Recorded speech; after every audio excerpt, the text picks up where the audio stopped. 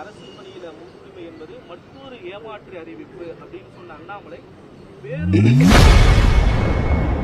மாடுபிடி வீரர்களுக்கு அரசு வேலை என அறிவித்துள்ள முதல்வர் ஸ்டாலின் திட்டத்தை பாஜக முன்னாள் மாநில தலைவர் அண்ணாமலை விமர்சனம் செய்துள்ளது குறித்து செய்தியாளர் எழுப்பிய கேள்விக்கு அமைச்சர் சேகர் பாபு பதிலளித்துள்ளார். மாடுபிடி வீரர்களுக்கு அரசு பணியில முன்னுரிமை என்பது மற்றொரு ஏமாற்று அறிவிப்பு அப்படின்னு சொன்ன அண்ணாமலை வேறு பேரு காகூர் நீலு லேது என்ற அந்த தெலுங்கு பழமொழி திமுக தேர்தல் வாக்குறுதிக்கு பொருந்தும். அவருக்கு அந்த பழமொழி தான் தெரிஞ்சிருக்கு. இன்னொரு பழமொழி இருக்கு, அது இன்னும் நல்லா இருக்கும். மிங்கனு மெத்துக்குலேக பார்த்தோன்னே மீசாலுக்கு சம்பங்கி அடத்தினாதான் ஒரு பழமொழி இருக்கு. மிங்கனு மெத்துக்கன்னா சாப்பிட்றதுக்கு சாப்பாடே இல்லைன்னும் போது பீசைக்கு எதுக்கு ஜாம்பவன்னு சொல்லி கேட்குது. அது மாதிரி எந்த விதமான பதவி இல்லாத அண்ணாமலை இதை பற்றியெல்லாம் கேள்வி கேட்கறதுக்கு உண்டான தகுதியை வளர்த்துக்கிட்டோம். ஒரு குடியிருப்புகளையும் மேம்படுத்துவதற்கும் அவர்களுக்கு தினசரி அளவீடான அவர் உணவிற்கு தருகின்ற அந்த படியை உயர்த்துவதற்கும் மாண்புமிகு தமிழக முதல்வர் உத்தரவிட்டிருக்கின்றார்.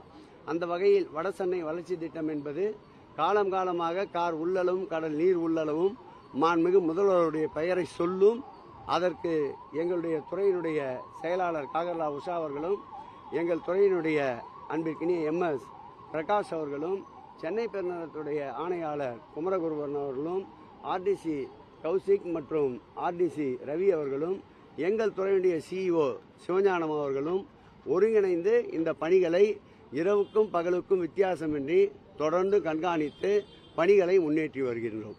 அதிமுக சார்பில் 5 வாக்குறுதிகள் கொண்ட முதற்கட்ட தேர்தல் அறிவிப்பு என்பது வெளியாகியிருக்கு.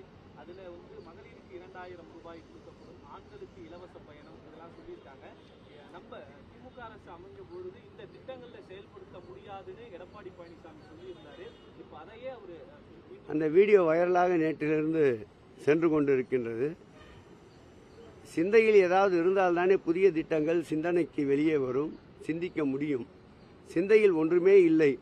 திராவிட முன்னேற்ற கழகம் எதையெல்லாம் முன்னெடுக்கின்றதோ அதை பின்தொடர்ந்து அதில் ஒரு 10% கூடுதலாக்குவதுதான் அவருடைய பணியாக இருக்கின்றது.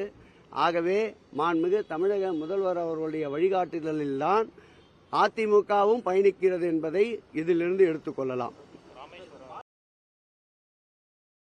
செய்திகளை உள்ளது உள்ளபடி தெரிந்து கொள்ள ரெஃப்ளெக்ட் நியூஸை சப்ஸ்கிரைப் பண்ணுங்க.